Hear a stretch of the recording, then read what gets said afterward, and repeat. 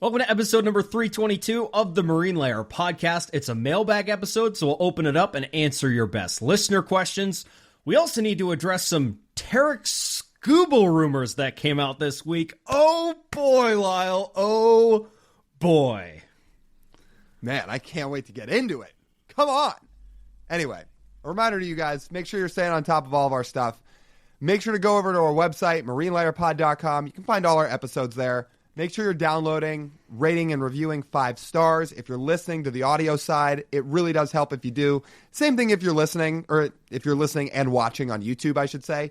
Like, comment, and please go hit that subscribe button. It really supports the channel. You can find all of our merch. You can find our Patreon over at our website. Again, that's marinelayerpod.com. And check us out everywhere on social media at marinelayerpod. Let's get it rolling. The pitch from Acevedo. A drive deep to right field. Down the line. The Mariners win this game 2-1. The dream lives. They're going to the playoffs. On one from Jansen. There you go. Left field. We got a tie ball game. Julio. Oh, baby, what a moment. Tie ball game at 7-7. And we welcome you to this episode of the Marine Layer podcast, part of the Just Baseball Podcast Network, recording here on Thursday evening, November 6th.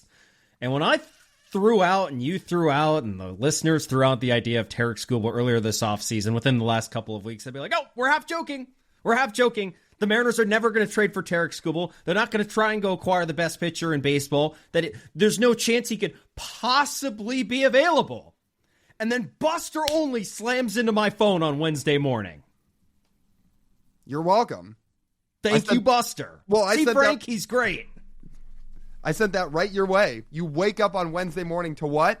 Mariners, Tarik Skubal in the same sentence. And my response to you was... Oh, it was a bunch of laughing emojis, and I think you said, oh, fuck. Oh, fuck. That's the level of rumor this is, baby. Now, they did not acquire Tarik Skubal yet. But, like, in terms of offseason scoops... Like, this is last offseason was Donovan Solano. We've gone from Donovan Solano to Tarik Skubal rumors? Yes, I'll already take it. It's already better, Lyle. We went from about this time last year to where we heard it was going to be a $15 million budget to Tarik Skubal. Yeah, baby. Yes. That is wild. Now, it makes sense. Again, Tigers aren't going to pay him. They offered him a horseshit extension, which he and Scott Boras obviously turned down, of 4 years for $80 million.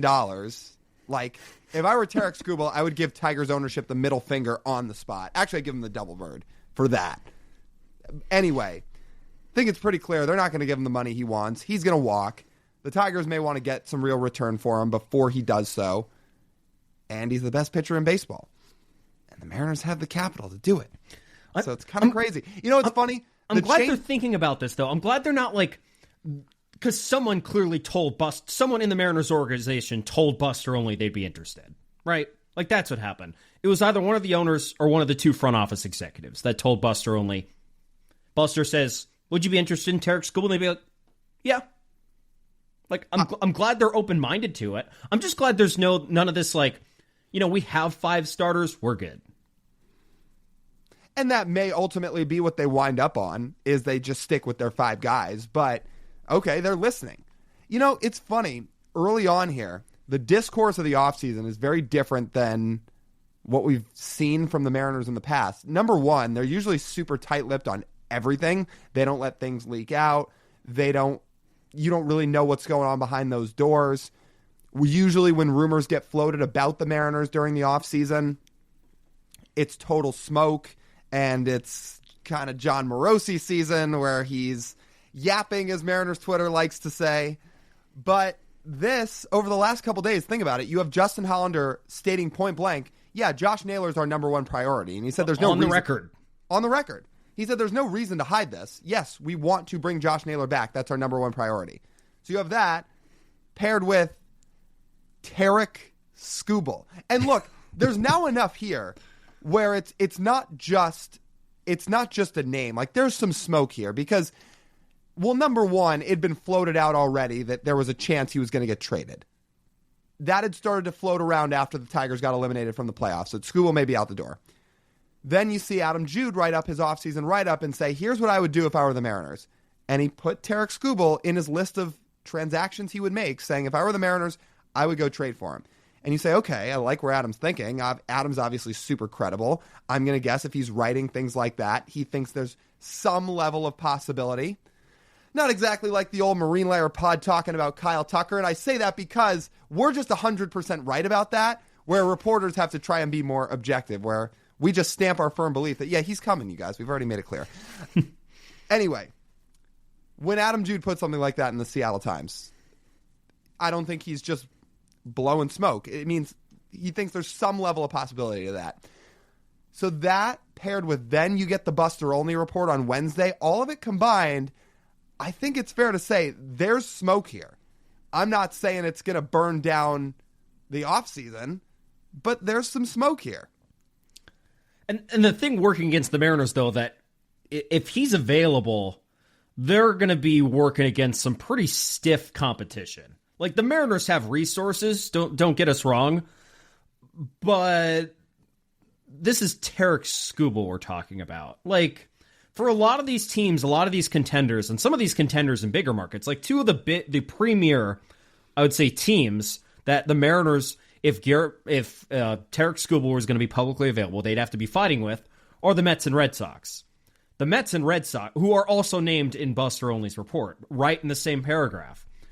Those two teams have more money than the Mariners do. The Mariners might have better prospects, but those two teams in the Mets and Red Sox would probably feel more comfortable risking their top prospects or big league players in an effort to go get Tarik Skubal, knowing they have the $400 million in their back pocket to sign him and make it more worth it than the Mariners do.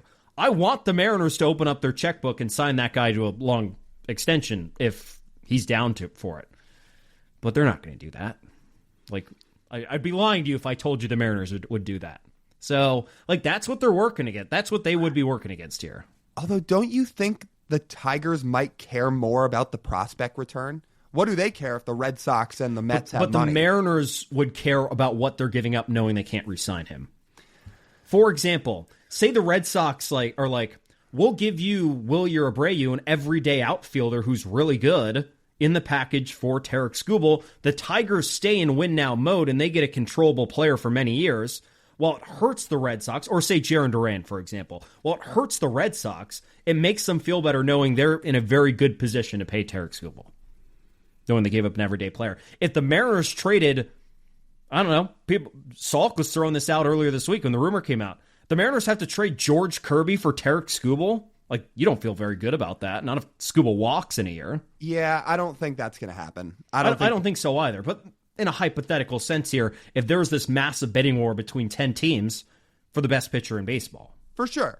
I would just like to calm anybody's nerves that just went up when you hear that name. I don't think George Kirby is going to be the price for Tarik Skubal. Tarik Skubal might be the best. They won't trade George Kirby for Tarik Skubal. No. And I don't think it'll cost that. Tarik Skubal's the best in the world. But for 1 year of control, it's not costing you 3 years of Kirby. We do have some precedent on a trade like this. We've kept bringing up the Corbin Burnes example. It lines up pretty damn well. It seriously does. So Skubal's going to win his second Cy Young this year. Burnes had won a Cy Young when he was on the block with the Brewers. Both the Brewers, when they traded Burnes, and the Tigers, if they trade Skubal, are coming off playoff appearances the season before. The Brewers, by the way, just mowed on through after they traded Burnes. They won the division in 2023, traded Burnes away, and then went and won the division again. So, like, it is possible that these teams feel so good about their development that they can trade away their guys, get a return back, and go win anyways. So if you're trying to pitch to the Tigers for a reason to trade Tarik Skubal, it's that one right there. Mm-hmm. So anyways, these two guys have 1 year left each on their deal, and both are incredible pitchers. Burnes gets traded to the Orioles for Joey Ortiz, who's a solid player, cannot hit to save his life, but he plays on the infield almost every day for the Brewers and is a solid defender. He's worth about 1.5 Fangraphs wins above replacement. DL Hall, left-handed pitcher, has been, again, solid for the Brewers. And then they got a compensatory round A pick. which is the first round pick essentially. Yeah. Skubal is going to probably cost more than that. But is he going to cost that much more than that? No, I don't think so. And for reference, DL Hall is basically a reliever. When he was traded, there was the notion that he was probably just going to be a reliever. So the two guys the Orioles traded out of their farm for Corbin Burns were lower end top 100 prospects. So up it a little bit for Skubal. And that's what I think the package would be. And I think the Mariners have the resources to do it. And the depth to feel comfortable trading one of those guys. Yeah. Say if you have to trade, like Joey Ortiz was a top 100 prospect when they traded him. Yeah, right? And I think DL Hall was too. I mean, do you want me to just throw out the package that I put out there? Yeah, put out the package. So I've tried to think about what it would cost to get Skubal and what you'd have to do to up the package, so to speak, from what the Orioles had to give up for Corbin Burns, in which, by the way, the year prior to him getting traded, or 2 months before getting traded, he finished 8th in Cy Young voting that year. So still top 10. So very good. The idea that I've thrown out there is, especially because these two are going to make similar money, you would trade Luis Castillo. I mean, you're going to have to open up a spot, obviously, in your rotation for Skubal, and he feels like the guy that would make the most sense to trade away with his no-trade clause going up on January 1st. It would keep the Tigers competitive because it gives you a big league starter. And the Mariners may still have to eat some of Castillo's money. But at face value, Castillo and Skubal are set to make pretty similar money in 2026. So let's say the Mariners trade Castillo, agree to eat, let's call it $8 to $10 million. $10 million, I'll call it. And then you trade Laz Montez and Jurangelo Senja. And I know what a bunch of people are going to say when I say that name. They're going to say, Lyle, you can't trade Laz Montez. He's going to hit 850,000 home runs in the big leagues and be the next Hall of Famer, Babe Ruth. Well, guys, what if he doesn't stop striking out 30% of the time? Like, I love Laz Montez. Awesome dude, easy to root for. I hope he thrives. And I hope he thrives as a Mariner if it all works out. But if you've got a chance to go trade for Tarik Skubal, like, yeah, you give up the opportunity, or you give up the chance you're taking on Laz Montez to be a 35 home run guy in the big leagues, and knowing there is a bit of a lottery ticket play there with Laz. I'll peel back the onion even further just to break down this trade package. The package is the two prospects. I don't even think of Luis Castillo really as part of the package. The Mariners are going to need to shed, if they want to pull this off somehow, given their current budget that they've laid out, they most likely need to shed some salary. Oh. So I don't think they're going to be able to achieve everything they want this offseason if they're not offloading some salary, for example. Oh yeah. So like doing some math here, right? Mariners have roughly, like, this, to the soft ceiling we talked about, $31 million to spend. Tarik Skubal's making $22.5 this year. Like, if they're holding to that budget, great. You trade for Tarik Skubal, you don't get Josh Naylor. Well, or maybe not even Jorge Polanco. But what if it's the exercise you and I were talking about earlier with the $170 million as the payroll rather than what you're suggesting? You still aren't getting Naylor, because 22.5.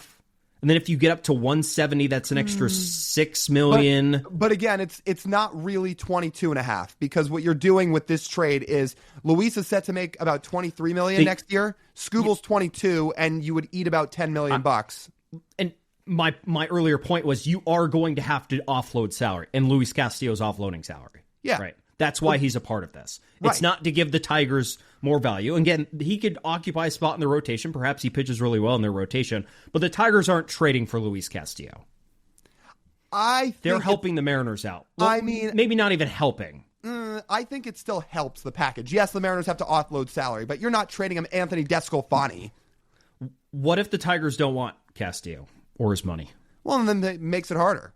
Yeah, then you're gonna have to reroute Castillo somewhere else. That's just and that might make the Mariners a little desperate to do that. They could do it after they trade Skubal, but then you wouldn't really get anything back for Luis Castillo. I wonder how they would approach this first. I wonder if they would trade, if they're thinking about this, if they would trade Castillo first and then try for Skubal. Yeah, this is hard to think about, but I do think they would need to, Luis Castillo or Randy Arozarena would need to go off your team next season for you to acquire Tarik Skubal. Well, and the easy one there has to be Castillo, because you would be one pitcher too many in that rotation, and getting rid of a solidified bat in your lineup and your left fielder, who's been the best left fielder they've had in God knows how long. Right. I think it makes a lot more sense to move Castillo. So anyway, I mean, I would have a hard time believing the Tigers would straight up just say, no, I don't want Luis Castillo on my team. Again, you're going to have to give up prospects. That's what the majority of the trade is. But for a team that's going to need pitching, especially by trading Skubal away, I can't imagine they just say no. Because what? Flaherty will be there next year. Mize will be there next year. You assume, well, Job got Tommy John, but he'll be back at some point, I want to say, maybe later in the year. I mean, if Troy Melton's a starter, sure. It's not like you need pitching if you're the Tigers. You do. Might not be your first option, given how much, even if the Mariners eat $8 to $10 million, still not ideal. Like, they might have to eat $8 to $10 million each year of Castillo's contract. That's kind of what I meant, but still, okay. You're likely going to have to do that no matter what. I would be surprised if any team just takes the entire salary if you trade him somewhere. So he is going to need to get traded regardless. Yeah. So here's what I'm saying with that package. I'll make it a little more concise. The package is Luis Castillo, Jurangelo St. Joe, Laz Montez. The Mariners eat about $10 million of Luis's contract, offload some money, get Skubal back. It only adds about $10 million to the payroll with this deal. One, I would take $10 million for Tarik Skubal in a heartbeat, essentially. But two, let me paint people this picture and tell me what you think about it. If for some of you that might not want to give up Jurangelo, for some people that are fascinated by him, and you should be, because he's got a chance to be awesome. He really does. But if I were to tell you that the Mariners' 2026 rotation is Tarik Skubal, Brian Wu, Logan Gilbert, George Kirby, Bryce Miller, I'd have to imagine your ears perk up a little bit. And just to one-up that, if I were to then tell you that if Skubal walks at the end of 2026, your rotation in 27 is Brian Wu, Logan Gilbert, George Kirby, Bryce Miller, Kate Anderson, with Ryan Sloan getting pretty close by that point, then how do you feel? They've got real depth, and you still have Logan Evans and Emerson Hancock there for depth. The next guy's up, and you just can't play all of these prospects. They're not all going to make it onto the field at T-Mobile Park. And you get a comp pick for him walking. Exactly. So you could use that pick on another pitcher if you want. I don't even need the Mariners to sign Skubal to an extension. I care about next year. Because next year is right there in the Skubal peak. If you're offering him an 8-year deal for $400 million, he could be like a Max Scherzer and pitch excellent into his late 30s, but you don't know that.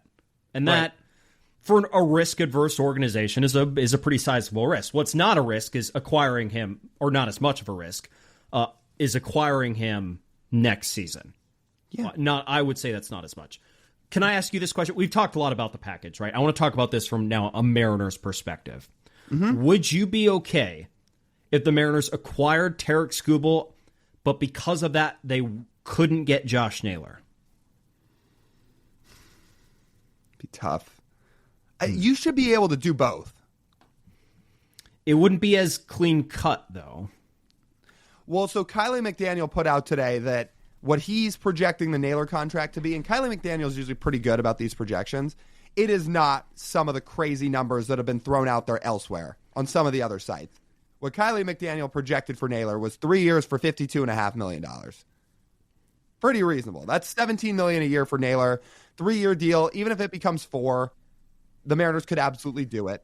And if that's more what the market is and not some of the other numbers that have been thrown out there, yeah, you can make both happen. And it's a good sales pitch to Josh Naylor, certainly. It's a great I think it would be much less likely, though. Are you okay lowering the odds you bring back Josh Naylor if you're getting Tarik Skubal? Because the Mariners do also have other holes they need to fill, by the way. All right, but if their whole offseason ends up being getting Tarik Skubal and bringing back Josh Naylor, it's a hell of an offseason. I know. I have to present some sort of hypothetical because the Mariners are going to have to give something up here. For example, if they get Tarik Skubal, you're not adding to the bullpen, really. You're not going to spend $10 million that it might cost for Devin Williams or more, or any of these other quality free agent relievers. That goes out the door. Signing a quality utility player might not happen. Like a Willie Castro or something. Our friend Jage was messaging us about spending $9 million on Willie Castro. If you're trading for Tarik Skubal, you can't spend $9 million on Willie Castro, right? So it would just have to be your starting lineup would be Dom Canzone would have to be in right field, Naylor would be at first, Cole Young would be at second, JP would be at short, and Ben Williamson would be at third base. But guess what? You'd have the best fucking rotation in baseball. By far. And yes, I'm still doing that. Because then you're asking that team to be good and competitive by the deadline. And like we usually see from the Mariners, they usually make upgrades at the deadline. If there's places they really need upgrades in the middle of 26, they can probably go make them. Yeah. And yes, I'm taking Tarik fucking Skubal on my baseball team. Yes.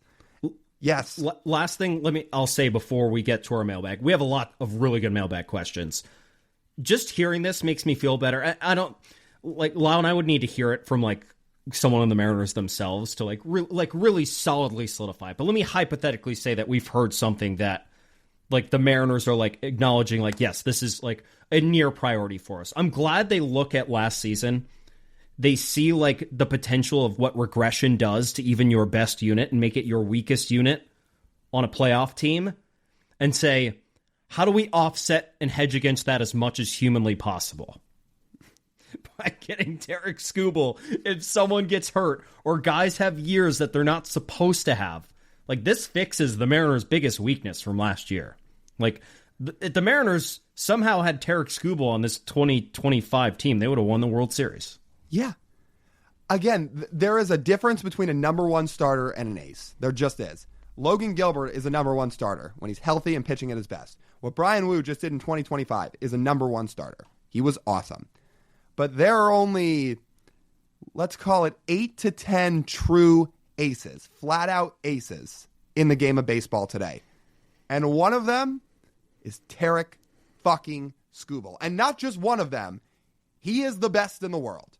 And you saw what 2 games that Tarik Skubal did to the Mariners in one postseason series. It nearly caused them to lose. One guy caused them to lose. What do we sit here and talk about and stress out about and me feeling like I was going to throw up all day before Game 5 about?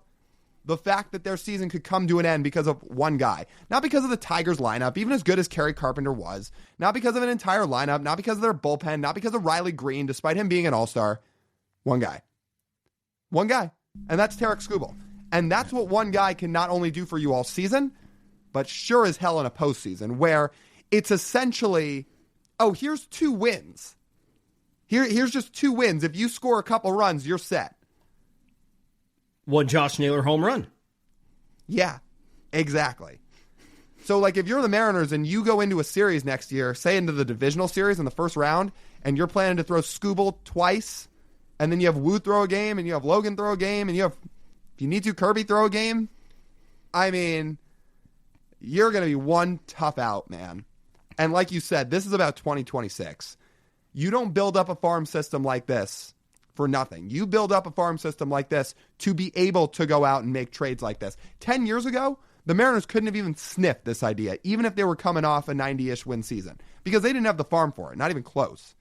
Now they've got the farm for it. They may have the best farm in baseball, and not all of these guys can get on the field together. As much as I want to see every single one of these guys thrive, the honest truth is, the current 5 in the rotation, and Jurangelo, and Cade Anderson, and Logan Evans, and Ryan Sloan, they can't all pitch at the same time. There's not enough rotation spots. At some point, decisions are going to be made, and this is why you build up a farm. I would hate to see Jurangelo go, but I'd be okay with it for Tarik Skubal. Yeah. Oh, well, hopefully we get some juicier rumors as the offseason goes along. This made my week this week. Seriously. No. I mean, I'll tell you made what, my week. At the very, very least, it's given us something to keep talking about all offseason. I'll tell you what, if it's a slow Mariners week, we can just keep throwing out Tarik Skubal ideas. Tarik Skubal and Kyle Tucker. Oh, I mean, you saw what I tweeted out when that rumor came out. I didn't have to do shit. All I did was quote tweet that thing with 2 photos. One of Skubal, one of Kyle Tucker. Last time I checked, it's at like 85,000 views on Twitter. Okay. I think it's about time to get to our mailbag. Before we get to the mailbag, though, Lyle, do you want to read an ad? Yeah, let's talk to you guys about our friends over at Pagacha's Pub 85. Let's say Tarik Skubal starting opening day in March, and you need a place to watch the game. you should head over there.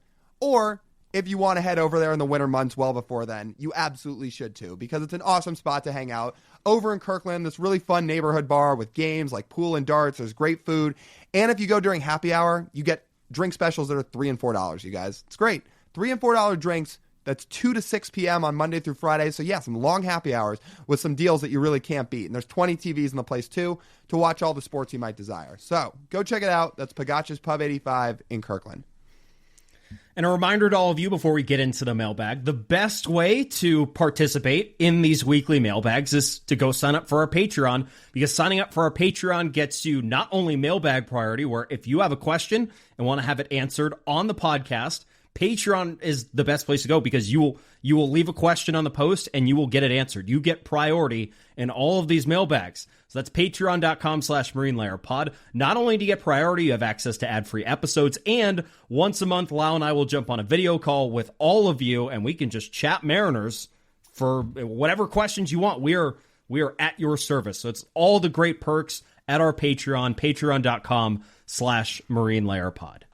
Okay, Graham has the first question on Patreon, and his question is the relationship with the Angels still at a point where trades are a no-go? It feels that way.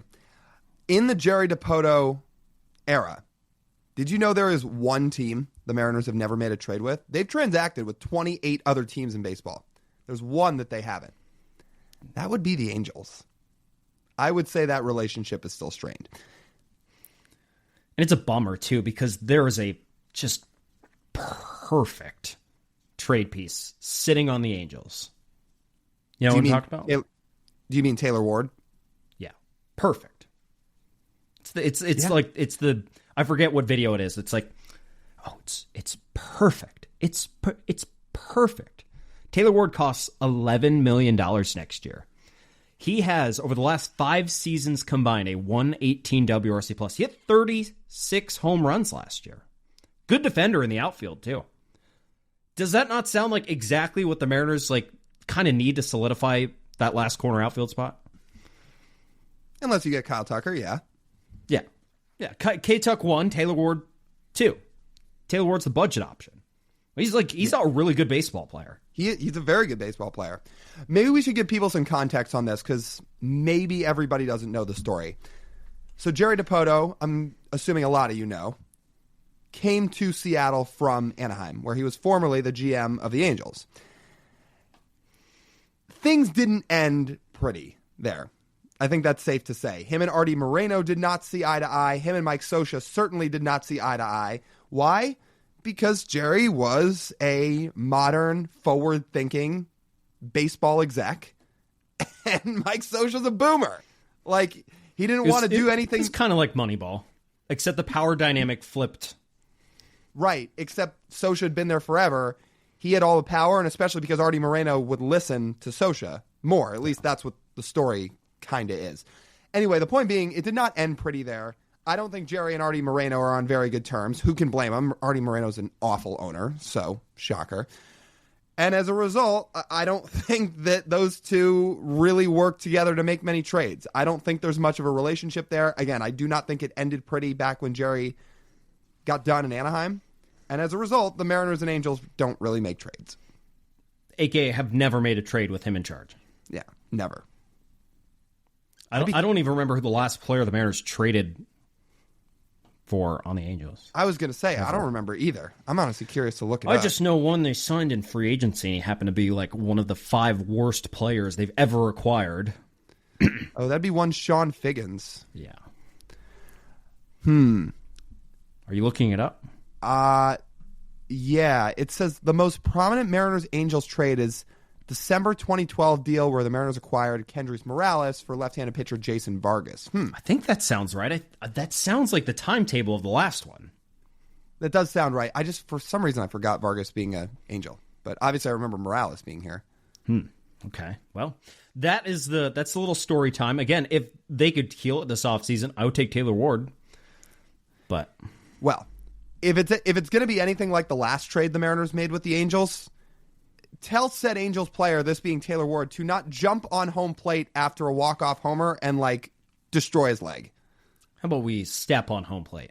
Yeah. Kendrys Morales did that, again, for those who don't get that reference, 15 years ago now. And it took him out for basically a whole year. He was never really the same after that. No, not he had a good year in Seattle in 2013, but yeah, after that, not really. No. The next question comes from Josh on Patreon, and Josh has a big question. Josh asks, now that you've graded all the positions and pitchers, what grade would you give for our AL Manager of the Year finalist, Dan Wilson? You know what, Josh? If you're listening to this episode, and I hope you are, this is well played. It's well played, my friend, I must say. Especially if you were listening to the end of Wednesday's episode where I said, yeah, I essentially pulled a Jordan Hudson and said, we're not talking about this. When it comes to Dan Wilson at a season grade, we're not talking about this. So either Josh is the biggest Dan Wilson fan on earth, or the more likely scenario here, which is why I say well played with the tip of the cap, he is forcing us to answer it as the loyal Patreon member that he is. So now here we sit, having to give Dan Wilson a grade for 2025. Let me give my grade first. I gave Dan Wilson a C. So here are the two things I consider for Dan. How was he as a culture guy, and how is he as a decision guy? Because generally that's what managers do nowadays. You manage a good clubhouse, and you make the right pinch hitting and bullpen decisions throughout the season. Dan Wilson's culture management was good. The players said they really liked playing for him. They had their backs up against the wall in September when they could have very easily folded. They were half game from being out of a playoff spot, and they go win 17 of 18. That's belief, that's culture, that's accountability, that's all of the above. And that Dan Wilson did incredibly well this year. His decision-making, as we've highlighted, gets an F. And I don't really think I need to describe it any further. There was some really atrocious decisions throughout the season that reflect that of a manager who's never managed before. Yeah. That's basically what I put down. I said there's two categories here. There's two categories here. His culture building and clubhouse presence gets an A. His decision making gets an F. So that comes out to a C. I think that's about right. I think you said it well. Players really like playing for him. That's important. That clubhouse has to rally around each other and around its manager. It clearly worked. Guys like playing for him. Can we use the example of the past manager whose decisions we liked a lot when it came to bullpen management and pinch hitting? Seemed to have a better process and line up a little bit better. But especially there towards the end, the players did not really enjoy playing for him as much. There was written about and reported quite a lot. Also, when the final 2 years of Scott Service being in charge, Mariners' backs were against the wall. They folded like a house of cards. Both times. Yeah, it's true. It is very true. So, there's some good perspective there. But I think those grades are both pretty sound. Again, you want to call us crazy for giving his decision-making an F. Fangraphs, totally objective, forward-thinking, analytically driven site, gave Dan Wilson's bullpen management in the playoffs an F, or pitching management an F. So, it's not like us ripping off a hot take here. And again, it's not even just the playoffs. The national baseball world got to see in the postseason what all of Seattle got to see throughout the regular season. I mean, you go back and think of some of these games. I mean, there's a few that stuck out. Oh my God, I can't even speak. That stuck out. Remember when Gabe Spire ran out of the bullpen early in the year, got all the way to the mound, and had to get told to turn around and go back to the bullpen because it was the wrong guy that was sent into the game. There was that one, which was absurd. There was the Oakland game early in the year where Jacob Wilson got a walk-off single to win the game. And that happened because despite Casey Legumina being in the game with what I believe was 2 outs against J.J. Bleday, who has reverse splits, certainly did at the time, I believe did the year before. It was well talked about that he had reverse splits, so he hit lefties much better than righties. Dan Wilson intentionally walks him with 2 outs to pitch to the guy who strikes out like 4% of the time in Jacob Wilson. Walk-off single. Like, I mean, and then there was the Harry Ford one in September where Harry Ford had reverse splits all year, was way better against righties. He comes in against a absolutely nasty lefty in Dylan Lee, looked lost up there in his first ever at bat. Shocker, taken cold off the bench. Wrong side of the plate he's facing, wrong arm side. Then they put Gino at first base after yanking him out of the game, and Gino makes an error like first play. Again, he was great. We keep going. Yeah, again, he was really good in the clubhouse. Players like playing for him. That's important. The decision-making, I mean, let's not even get going on Gabe Spire versus Kerry Carpenter. Good question, Anyway. Josh. I do want to ask all of our listeners to go to the YouTube comments. If you're listening, you can respond on Spotify. Leave us a comment what your grade for Dan Wilson is. I would love to see the canvas on this. I'm very curious. It's honestly probably going to be split. And again, this is why I say well played to Josh, and thanks for asking the question, because you knew this topic would trigger somebody. And it did. Next question comes from Xander on Patreon. And Xander's question is, if we want a true DH in a bat that would play in T-Mobile, is there a possibility that Kyle Schwarber would be an option? I mean, it's a great option. It'd be so much fun. And we floated it out there, I want to say a couple weeks ago. The problem here is Cal Raleigh needs DH days. He just can't catch every day, and you can't take your best player out of the lineup. That's what we learned this year. He's needed way too much. As a result of that, I feel like it's hard to really have a true free agent DH that you're going to sign for a lot of money to bring in here, because Kyle Schwarber also really can't go play left field twice a week. No. I don't think you need TJR to tell you what he looks like out in the outfield. Bad. Yeah. You thought Jesse Winker was bad. Yeah.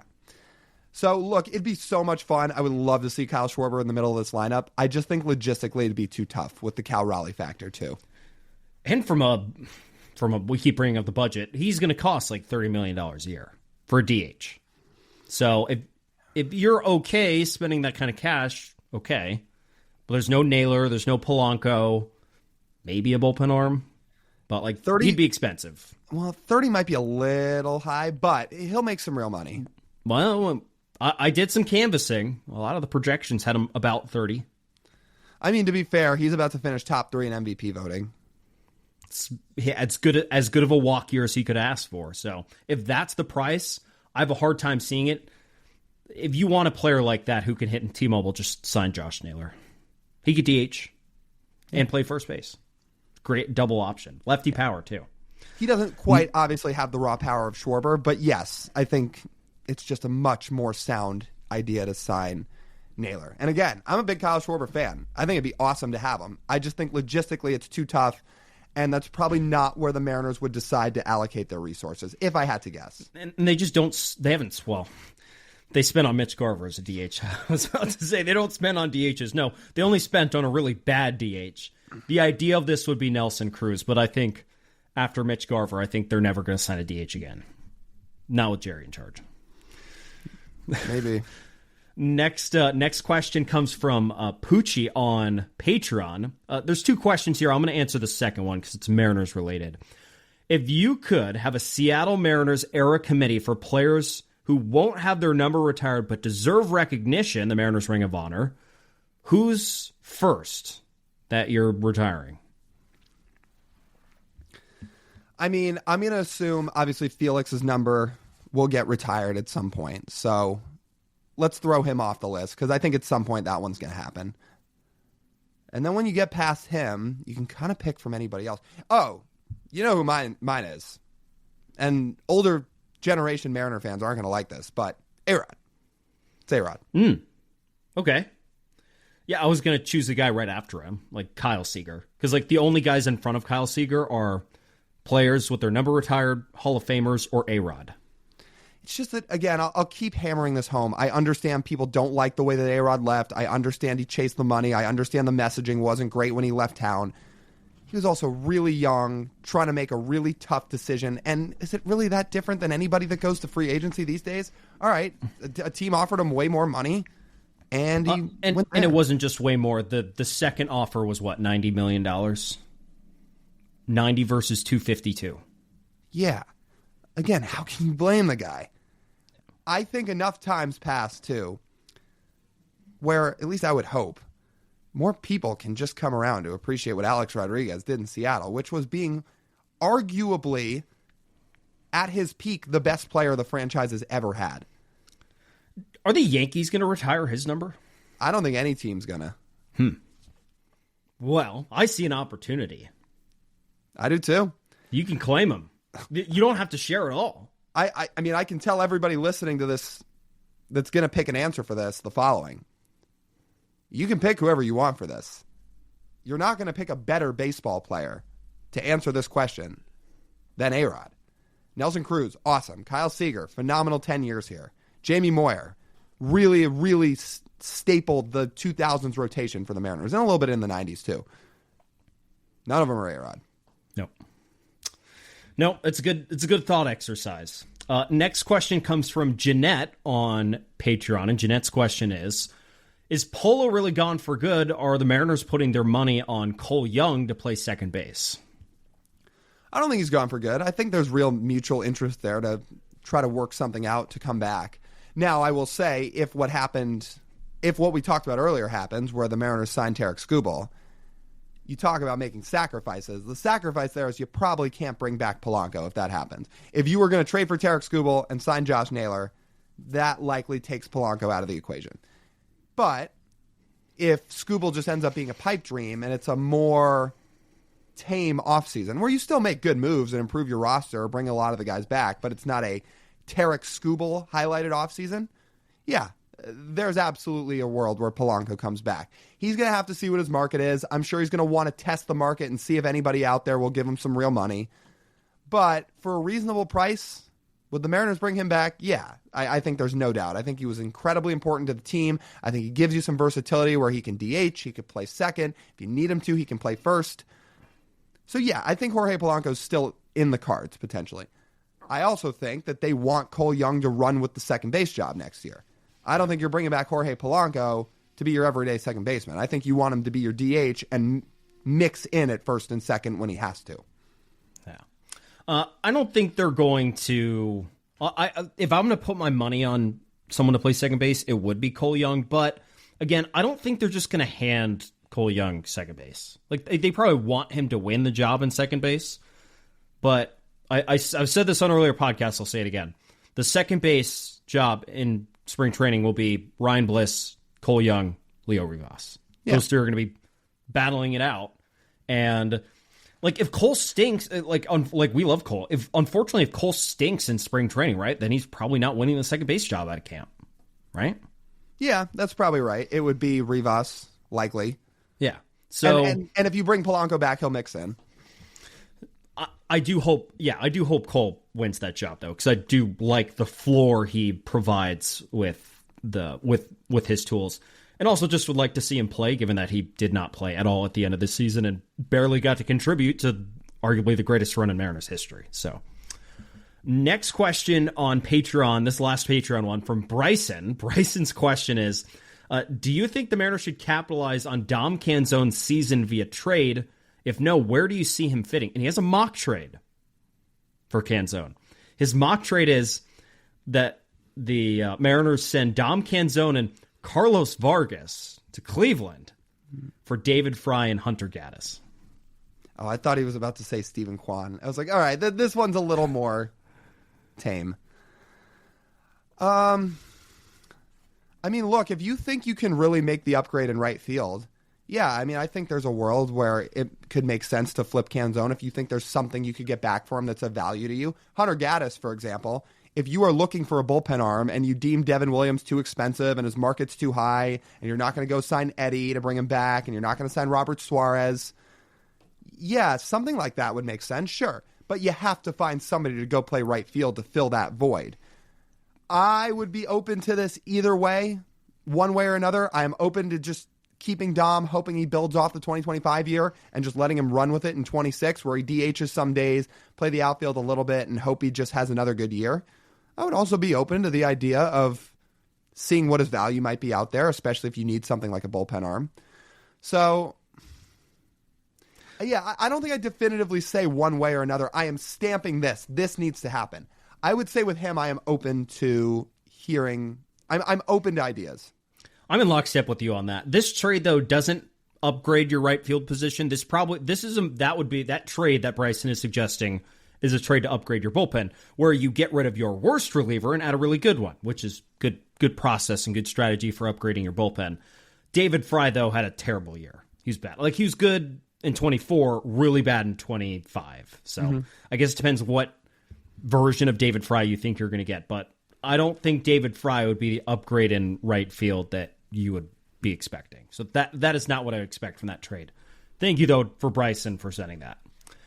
Now we go to J Bell on YouTube. J Bell's question is, who would you consider untouchable in the Mariners farm system? The Mariners don't have a Julio-level prospect in the system right now. Colt Emerson has a chance to be a star, don't get me wrong, but he's not quite regarded the same way as Julio. That being said, I would call Colt Emerson close to untouchable. I don't think any prospect's straight up untouchable, but I would call Colt Emerson relatively close. Other than that, I don't think anybody. I know he threw Cade Anderson in here. Look, Cade Anderson has a chance to be a star. I don't think he's untouchable. Not even like Ryan Sloan or Johnny Farmello is untouchable. And we know the Mariners love those prospects. They will speak so highly of them. But the Mariners are not in a position right now where they're protecting their prospects. If the Mariners were in 2021 and this is the farm system they had, they would protect their prospects a little bit because they need more good players on their big league roster. Mariners have a lot of good players on their big league roster. Therefore, the need for stockpiling all these guys to put them on your big league roster is just not as necessary. I would call Colt Emerson untouchable. I don't think they'll trade Colt Emerson. I can't think of a player in baseball that would be available that they could trade Colt for, which makes him untouchable. I'll throw out one, and it's never going to happen. Paul Skeens. He's not available. No, but you said a player in Major League Baseball. I mean, the Mariners could go out there and they could trade for like Jackson Chourio. Roman Anthony. I get what you're saying. Roman Anthony, yeah. But those guys aren't available. Anyone who's available that you might even consider be available. Like Skeens in 4 years? Maybe? Well, but in 4 years, you're hoping Colt Emerson's a staple of your team and making all-star games. Exactly. So that's why I would call Colt untouchable. But the rest of them, no. He pretty much is, yeah. Colt. Next question is on Instagram from Armin, and Armin's question is, will the Mariners trade any other starters from their rotation besides Luis Castillo? I would be surprised. I think they want to get an extension done with Logan Gilbert. Obviously, Logan said in the past that he's open to it, and Logan now has 2 years before free agency. He's got 2 years left. This would be about the window where you'd try to get it done. So, I don't think so. Everybody else has too much control. Wu and Miller have a ton of control. Kirby's got 3 years of control. I would be pretty surprised. After the run you just made, you can't trade any of those guys. No. There's no way. Like, that would be the worst PR move of all time. I don't care if you're not confident you can re-sign them.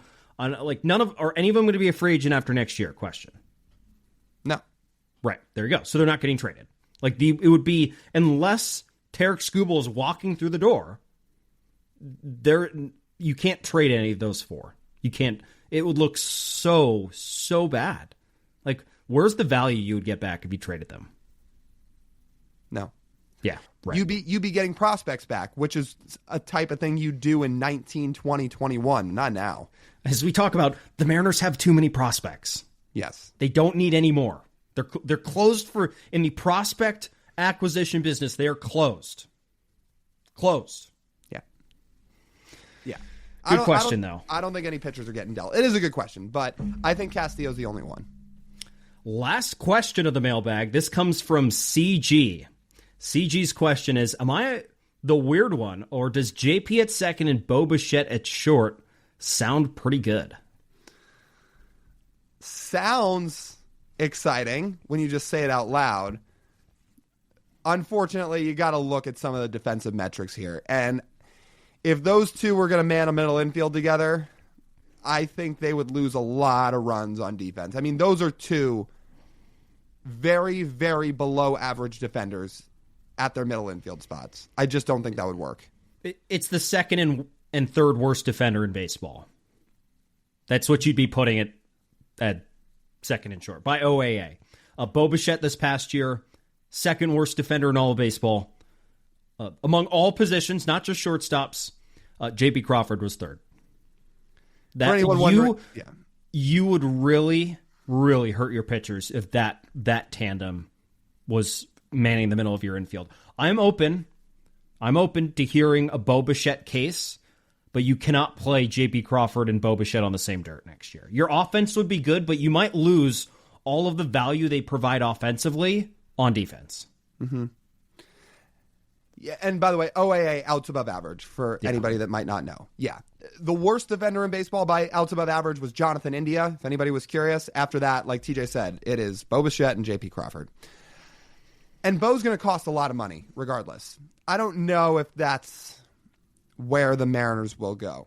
I'd be all open for it. Like TJ said, I can listen to an argument on Bo Bichette, but he's going to get a real contract. He's going to get 5+ years. He's going to get well over $100 million. Feels like the Mariners wouldn't go that route. And even like the marginal improvements you might get by shifting, say, Bo to second, JP to third, and putting Colt Emerson at short, I still just don't see that as a net value gain. And you would have Bo Bichette for a long time, he might not age as well because he doesn't have great plate discipline. And if he's not a good defender now, at our age, he's not going to be a good defender when he's 34. Yeah. So like Robbie Cano, when you sign him, still a pretty good defender when he's 34 at second base. Bo Bichette, no.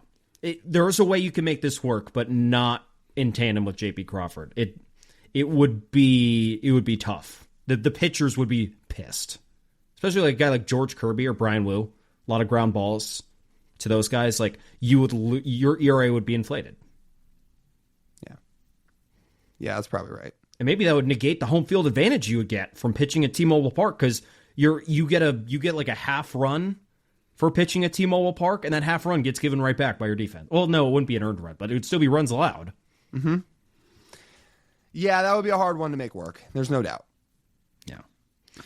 Great batch of mailbag questions. We were all over the place. We start the week with Tarik Skubal. We end it with Bo Bichette. This is why I love the offseason.